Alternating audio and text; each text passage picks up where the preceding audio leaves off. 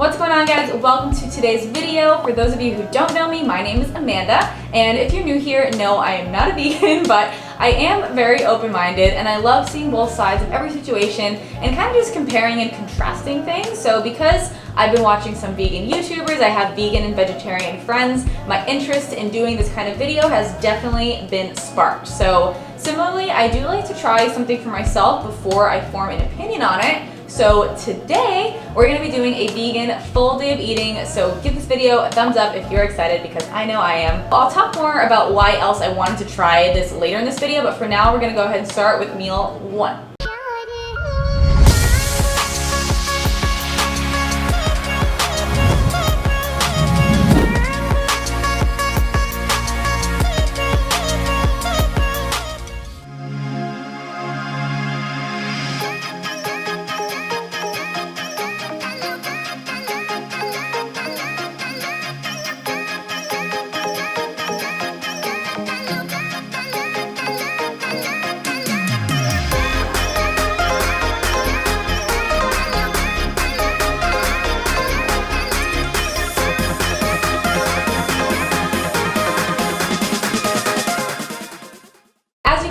Meal one was oatmeal, vegan protein, and some toppings that you see here. So the protein that I use here is a vegan protein from PE Science. It's a combination of pea and brown rice protein, which combined has nearly an identical amino acid profile to that of egg protein. Peanut butter delight is delicious and it's one of my favorite flavors. So speaking of amino acids, let's talk a little bit about where you get your protein if you're eating vegan and where I'm getting mine from today. So one of the biggest objections that many seem to have about veganism is that it's really tough to hit your protein for the day and get the right kind of protein. Leucine is the most beneficial branched chain amino acid to stimulate the muscle protein synthesis process. So there are 20 amino acids, which are the building blocks of protein if you didn't know.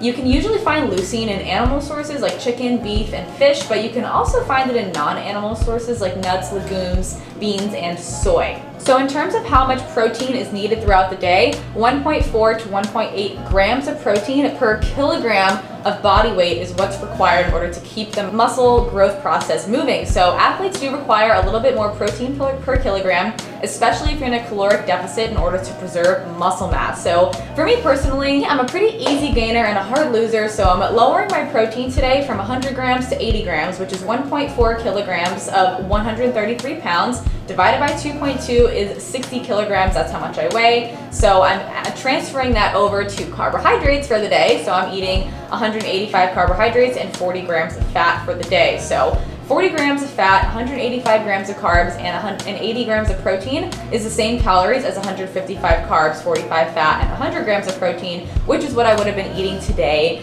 if I was not doing this vegan day. And as you guys know, if you guys are veterans here or if you're new here, I am in a cut. Luckily, so long as protein and calories are equated for, the ratio of carbohydrate and fat intake is actually mostly preferential. So what I mean by that is that based off of your preferences, what you eat for carbohydrate and fat intake is actually just based off of what you want, as long as calories and protein are accounted for. So with females, dietary fat is actually quite an important hormone for bodily function, so keeping it above 0.35 grams per pound is important, but yes, aside from that, calories in versus calories out will still be the determining factor of your body composition change, aside from your workout. So if you're training smart and you're training hard, potentially following a program where you're overloading your muscles to stimulate growth and eating enough protein to aid in that process, you're probably good with muscle growth and maintaining muscle mass, especially in a cut or a caloric deficit. There's plenty of vegan bodybuilders out there to prove this, and it's not too hard to understand when you understand the basics of muscle growth. This next thing that I'm having, I ate like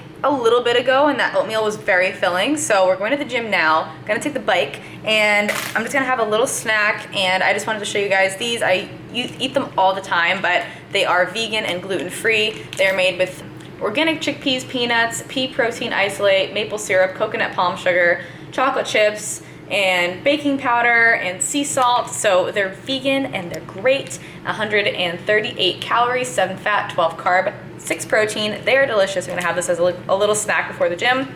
I don't wanna eat too much food before I go lift, but this is perfect. And speaking of bite meals, I actually have a ton of vegan options. I'm gonna put them all on the screen right here for you.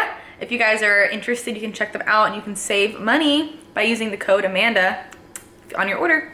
One of the other things that comes up when it comes to deciding whether or not to eat vegan is maybe the social issue. So eating food is a very social thing, and going out to eat and struggling to find vegan or vegetarian or plant-based options is something a lot of people feel like they struggle with. Or an even bigger issue is feeling weird for being the only one who orders that way. And this is something that comes back to just truly being confident in yourself and what you stand for and the reasons that you're eating the way that you do. So I remember when I first started counting my calories, tracking my macros, and I would go out to restaurants and be so worried that people would think I'm weird for like modifying my order and stuff like that. I was super worried about it. But over time, I realized that I'm doing it for a purpose and I stand by what I'm doing, and it's not weird. You just have to be really confident with yourself and the way that you eat, and that you know it's for you and not for anybody else. Now I know that I can go wherever, whenever, and be totally fine because I know that I can make it work. And I don't care if people think that it's weird or that I'm ordering differently from them, because I know that's how I want to order for myself. So if that's something that you're worried about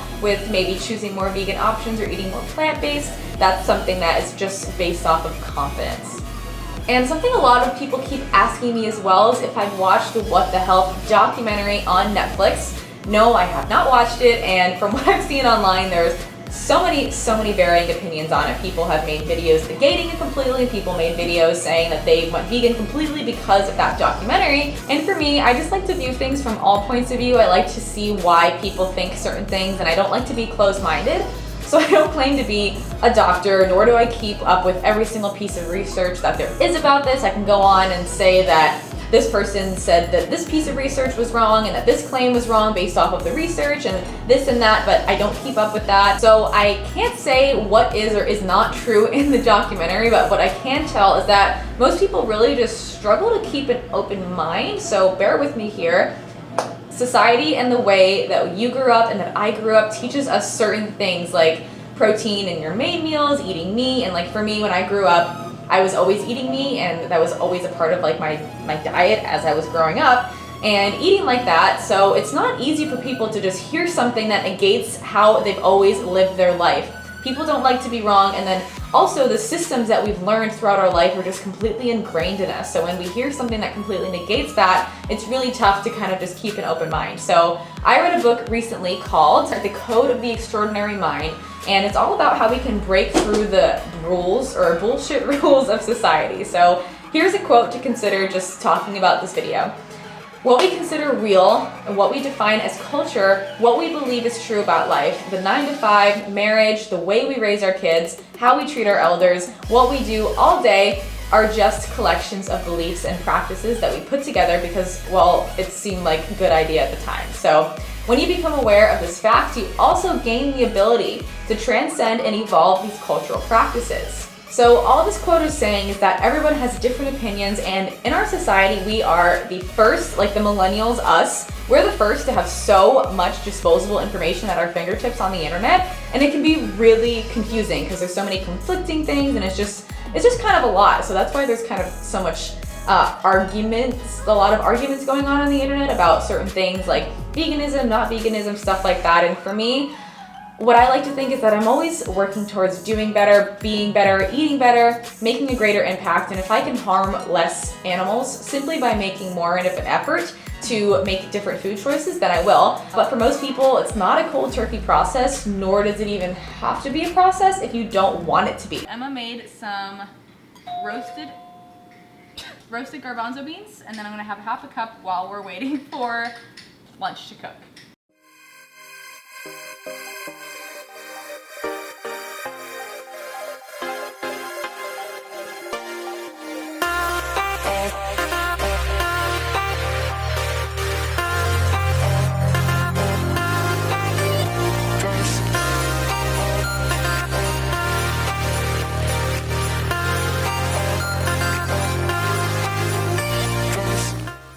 Taste test with everything, the meatball, black bean pasta, nutritional yeast, and spaghetti sauce.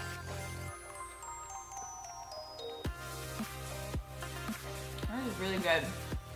Like, these meatballs are delicious. Delicious. They're so good. Approved.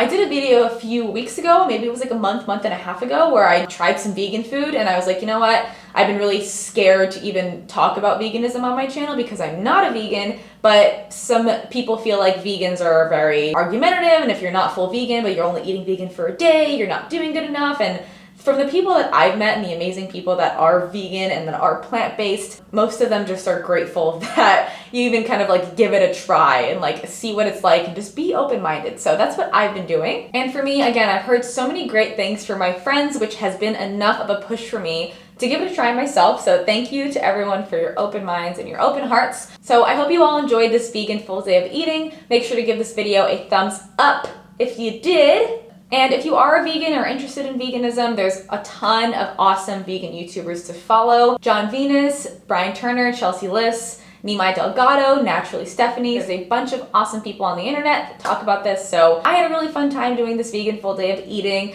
I learned a lot, I ate a lot of really great food, and I got some more ideas about what I could potentially be eating to make more of like an impact on the world. Thank you guys again, and I will catch you guys in the next video.